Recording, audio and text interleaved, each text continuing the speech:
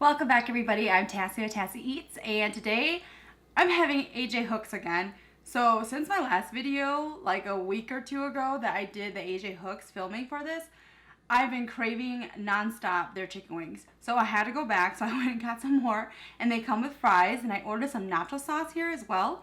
And then I made my sesame rice balls to eat with my chicken. And then over here, I also made my spicy Thai pepper that I like to eat with my meats too. I don't know, I've just been craving it like crazy, so I knew I had to go back and get some more. Mmm.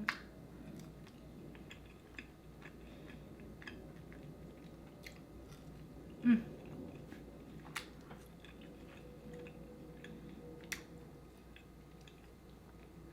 Now normally they have like a natural fry that they pour over it, and I didn't like that because I didn't want my fries to be soggy. Mmm.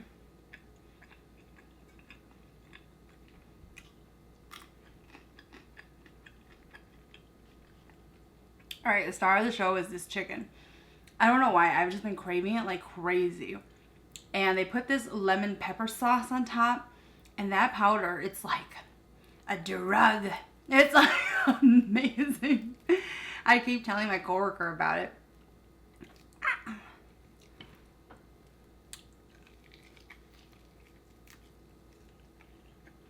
Mmm. Mm-mm.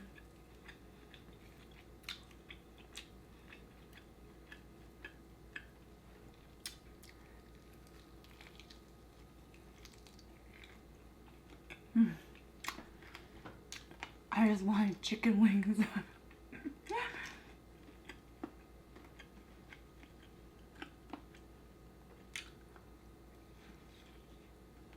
Mm, mm-mm.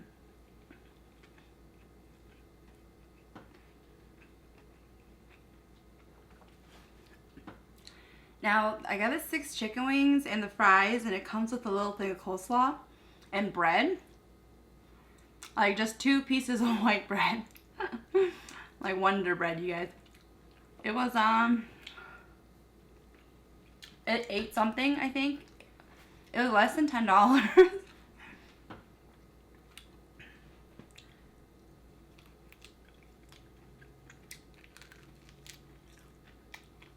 Mm-mm-mm.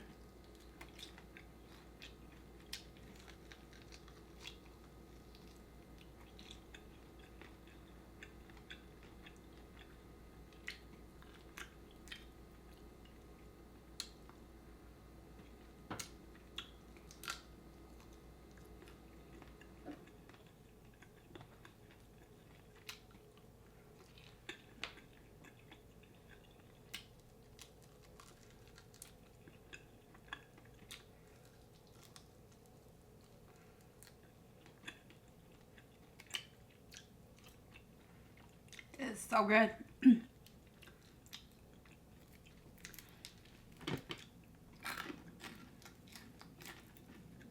It was really funny when I went.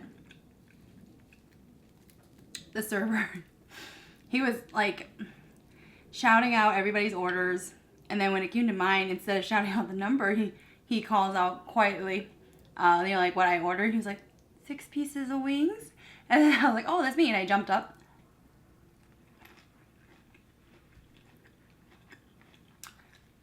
And he kept looking at me and giggling and smiling.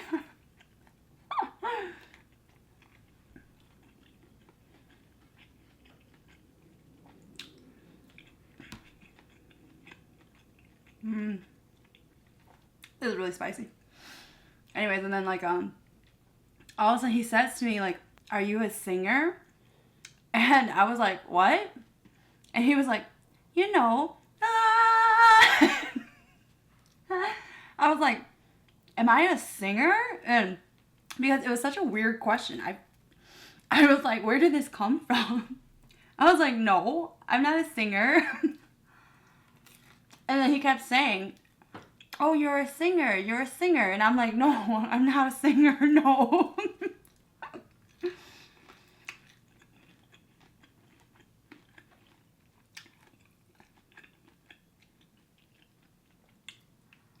And I just got off of work. I look like a bum. I'm like, why would he think I'm a singer? Maybe I look like somebody he knows that's a singer. I don't know.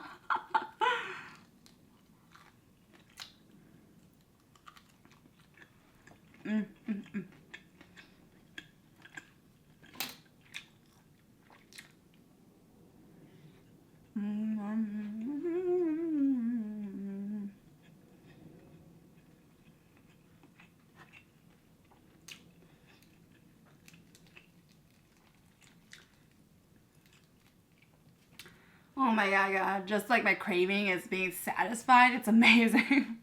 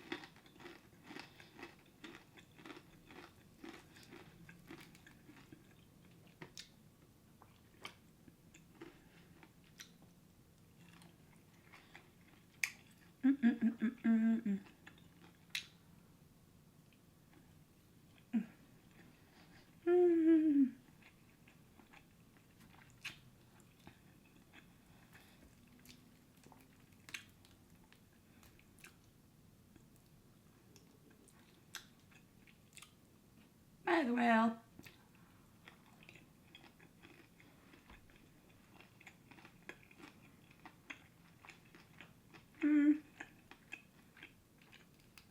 I feel like putting this in the cheese is so overpowering.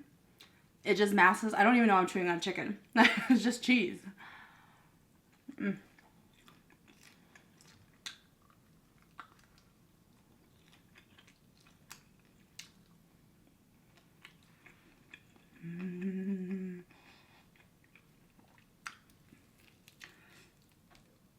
my girlfriend, she knows I've been craving this chicken. I've been talking about it since I filmed the original video. Oh my God.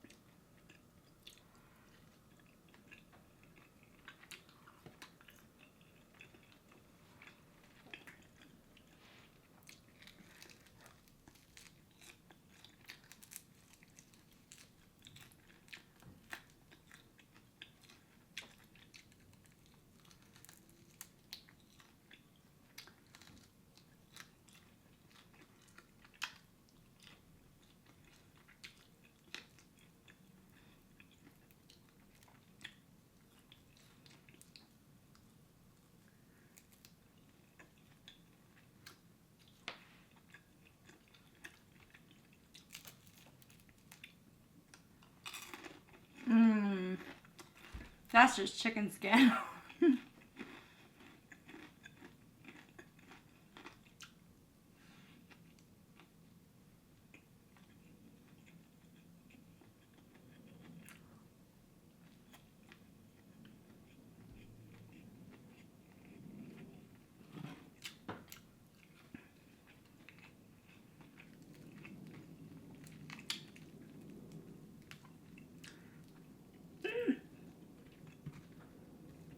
So I was asked by a viewer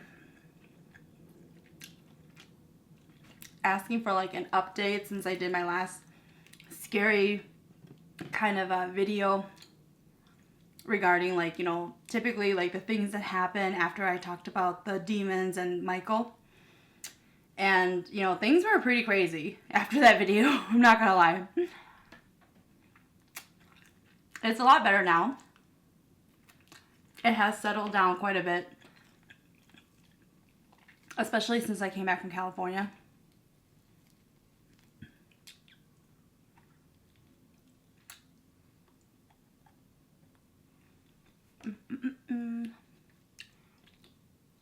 But generally I don't talk about those things only because really crazy stuff does happen after I talk about it.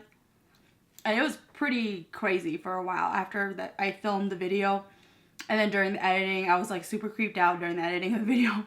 Because I've never had a video where like the voice wouldn't line up with the picture. Everything was going wonky. Like my voice was missing in some parts of the footage. And I'm just like, okay.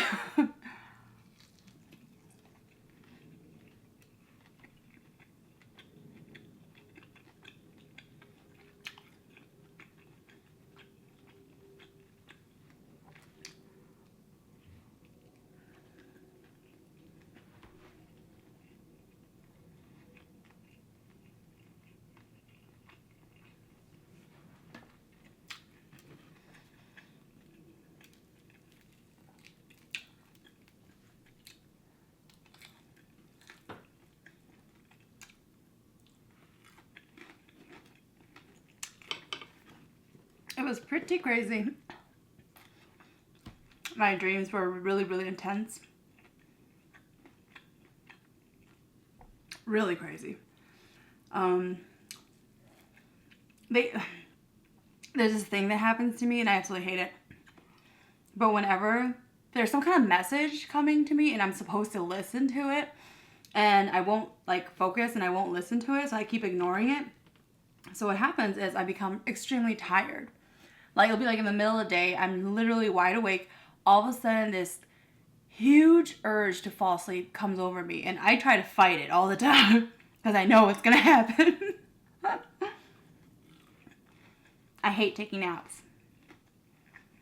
Because normally whenever I take a nap, really intense and crazy messages try to come through. And it was happening a lot after I did the filming and right before I went to California.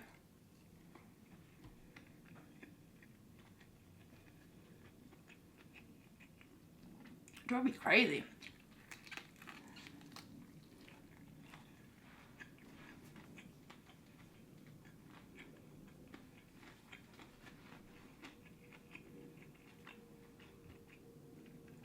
And it was all because I didn't want to listen to it.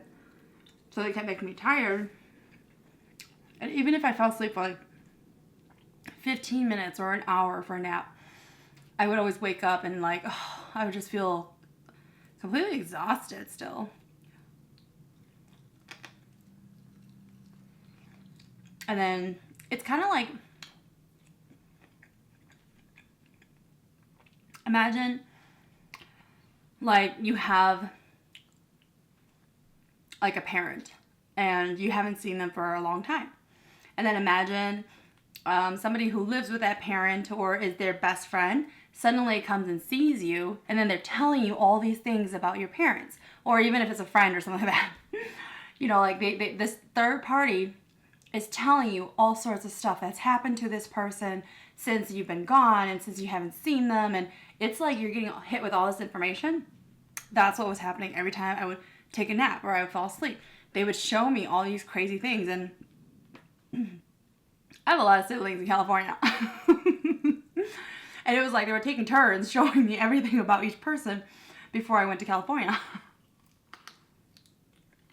But because it's like, I don't really know what's going on in their lives, me out here in Minnesota, like,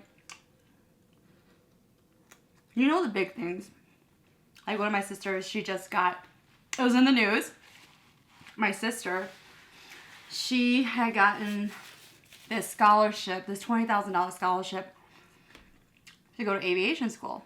and it's like with the JROTC program, etc.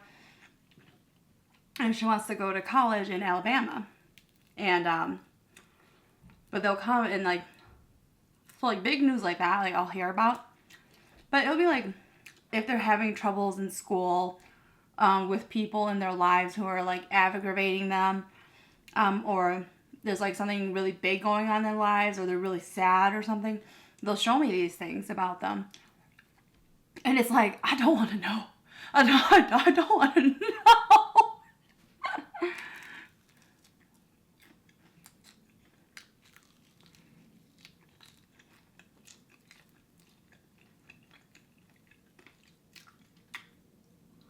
I remember the craziest dream I had was,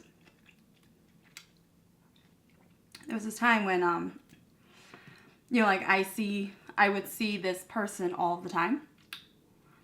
And we hung out all the time.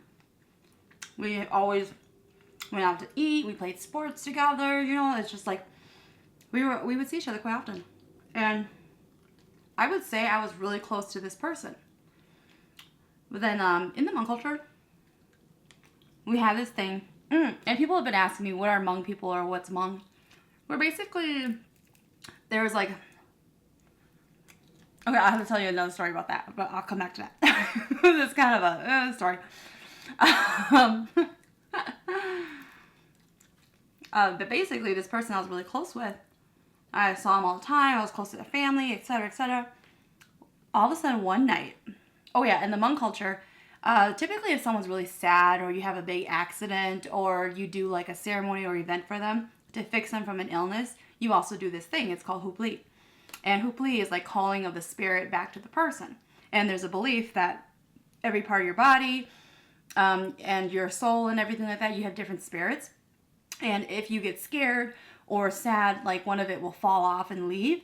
So then the hupli ceremony is to call it all back so the person is whole, so they're not depressed or still have nightmares of this traumatic event in their life. That was a lot I just said. So, but I don't know how to hupli. And what happened was, in my dream of this person who I was really close with, I kept seeing them. And they were walking, like they had no choice. They had to keep walking. And then they were urgently telling me, no matter what happens, I have to hu their plea. And I'm freaking out because I'm like, I don't know how to do it. It's literally like these verses that you have to say. It's like a spell or something like that. It's the easiest way to define it. And I'm like, I don't know what to say. I don't know the chants to hu your plea. But they were so serious. Like, they were going to die if I didn't hu their plea. And in my dream, they kept dying. It was weird because the person would go down these stairs, and when they go down the stairs, it signified that they were dying. And then all of a sudden, it would be like deja vu, where the cycle repeats itself again because I didn't hu their plea. I would see them walking again, and I'm like freaking out. I'm like, wait. I was like, I don't know how to hu their plea. I don't know what to do. And I woke up and I was so traumatized from that dream where I felt that person's pain in that moment. And I had no idea what to do to help them. I couldn't help them. I literally couldn't. So I reached out to them. They told me they were fine. That everything's been going great. They don't know why I had that dream. It was really interesting, but they're not sure. Like everything's fine in their life. So I forgot about it. And then something really big happened in their lives, where everybody found out. It was really traumatic for a lot of people involved, so I'm not going to go into a lot of detail, but it was about that person. And that person was hiding it from me because it was something so heavy on their shoulder, and they were so depressed, they weren't ready to tell anybody about it, and they didn't know how to look for help yet. And then they finally confided in me that when I approached them about that dream, they knew what it was, but they weren't ready to tell me, and they weren't ready to like deal with it, which, I completely understand and respect, but that really scared me, But, yeah, so like these crazy kind of dreams I would have, it's very annoying because I'm like, what am I supposed to do with this information? It's like, it's great that I know. Like, I would know if somebody's really depressed and they're hiding a pregnancy. They would always tell me things, and I would know.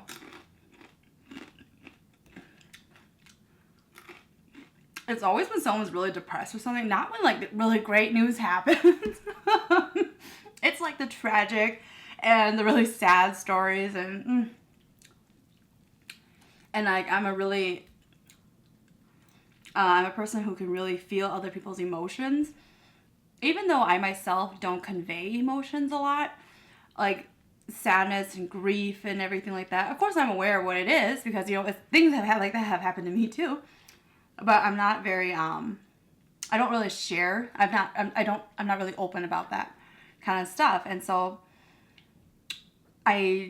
but for some reason, whenever somebody around me is feeling it a lot, like, it hits me like a freaking wall. It just smashes into me.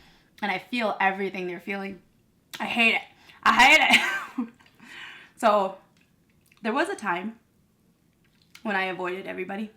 I wouldn't go around people because I would feel all sorts of stuff and I didn't like it. But you kind of have to become immune to it. I will literally yell out loud at that person. And I found that's the only way to stop it. Because, like, my friend, her grandmother had passed away, and she came over seeking advice and everything like that from the event. She was really broken up about it. Just to talk. And she wasn't even crying or anything. And then all of a sudden, like, all the emotions and everything that she's been going through, it hit me. And I literally, like, just put my hand out in front of her, and I'm like, stop! And I was like, I can't deal with this. And then the emotion finally left me. And then I was, like, breathing really hard, and she was asking me if I was okay, and I'm like, oh my God, like, you know, I was like, just seeing a little bit of what you're going through, like, I can't handle that, you know, like, because it's not my emotion, which really pisses me off, one. It pisses me off quite a bit when it's not my own emotion.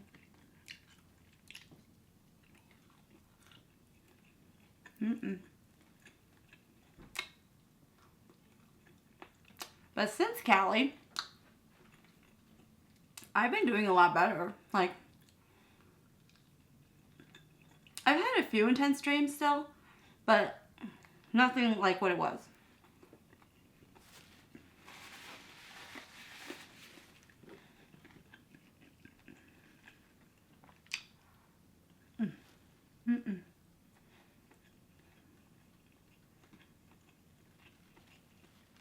Rice is so amazing.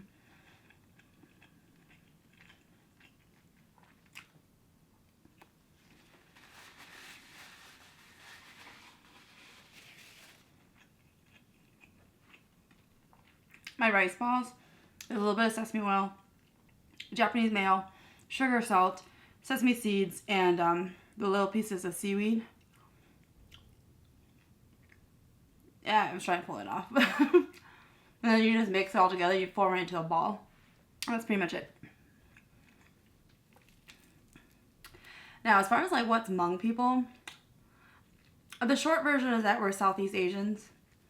A lot of people consider us close to Tibetans or people, like, from Siberia even. There's been, like, research shown that Hmong people came from Siberia. And we used to be blonde hair, blue-eyed. And then we mixed with the Chinese, etc., etc. And so our history, we go back. The Hmong people actually go back like 5,000 years ago or something like that. And this is all research that I've read.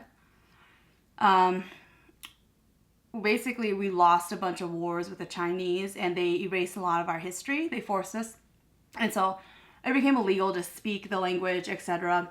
And then since the Vietnam War, a lot of Hmong people all went to either the US, France, or Australia as refugees.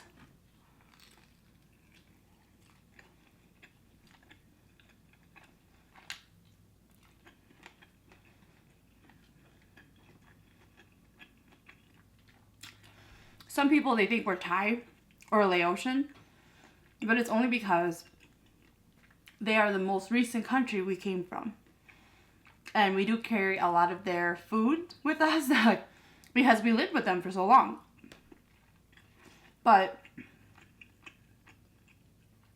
around the world, there are Hmong Chinese, there are Hmong Vietnamese, etc., etc., etc. It's just, we don't have our own country, though.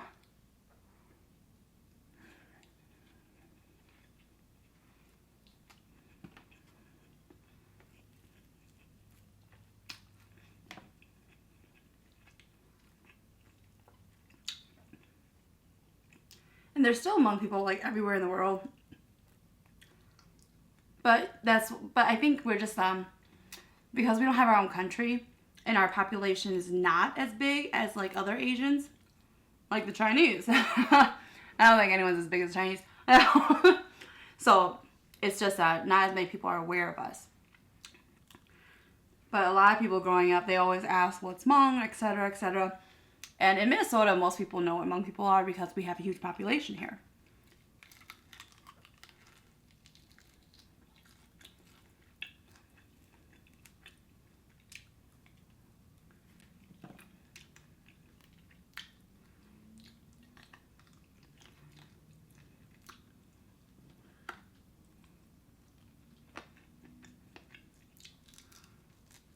I am not an expert among people by any means.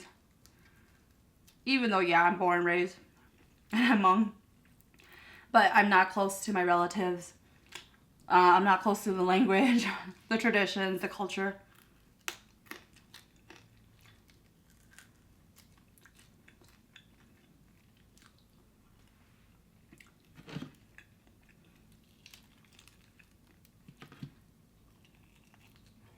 And a lot of it was how I was raised. I wasn't raised around Hmong people.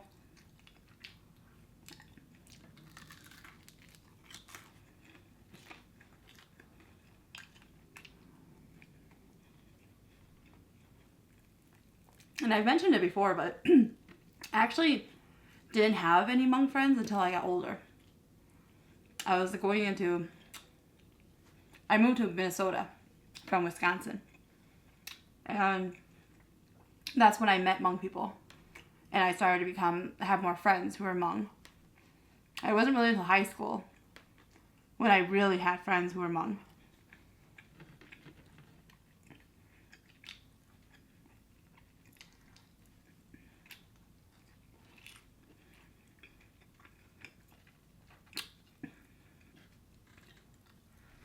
And I can speak the language. It's a little broken though.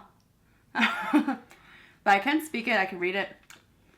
I can understand it perfectly if someone's speaking it to me. Except for singing.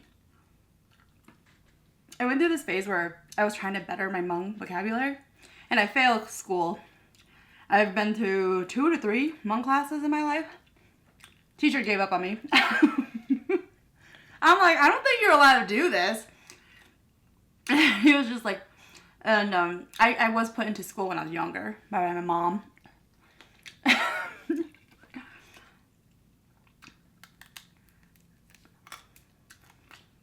Speaking Hmong is extremely hard. I give a lot of props to anybody who can speak it who's not really Hmong. Or, especially if you learn street Hmong, man, that's even harder. But like a lot of Mormons, they actually can speak Hmong. And they go to school for 2 years, and they learn language. I've been Hmong my whole life. But we're not taught, like, proper. And it's just slang at home kind of talk. And I kid you guys not. The Hmong people in California and in Wisconsin, they have amazing Hmong. It is phenomenal. They will use such advanced words I have never heard of. And I'm like, what is that? And it's kind of hard because in Hmong, we have 2 different ways that's more popular in speaking. It's kind of like how there's Cantonese and Mandarin for Chinese. For Hmong, there's white Hmong and green Hmong, and I'm actually Hmong Da, so I'm white. And I can't understand when a green Hmong person talks. Some words I can pick up, But I just can't understand it when they're talking. And it's kind of funny because in the Hmong culture, and this is from my limited knowledge, when you marry into a household, whatever version of Hmong they speak, you have to speak it. My sister, my oldest sister, married into a greenhouse. Oh, it's hilarious hearing her talk. And she really, like, is embracing it. Nowadays, people aren't really as serious about it. But back then, they would look down on you and they would think you're stupid if you can't speak their language or speak the way they like it. Because whether you're white or green Hmong, you're always going to believe your language sounds the best. I'm white Hmong, you guys. Green Hmong, it is so hard to understand them. And I have friends who are green Hmong.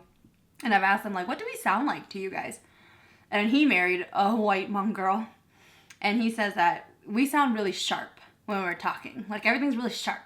And I was like, oh, because when you talk, it sounds like you don't have a tongue. So, it's so different.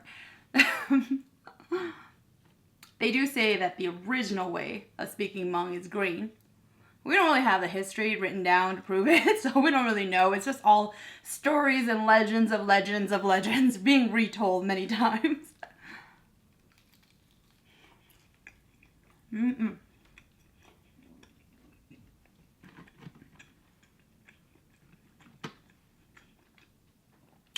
Oh my god. And one of my viewers, I don't know if he deleted his comment, but it was the weirdest comment I've ever heard. He said that because someone had written that I don't look Hmong. A Hmong person wrote it. And this guy writes, yeah, Tassie doesn't look Hmong. He says that he's worked with a lot of Hmong people and they don't look anything like me, and that they have really wide faces and they look like they're Tibetans. And I'm like, I don't know if you're trying to compliment me or like diss me, because no matter what you think I look like, I'm still Hmong, so it doesn't matter. That was a really, really weird comment.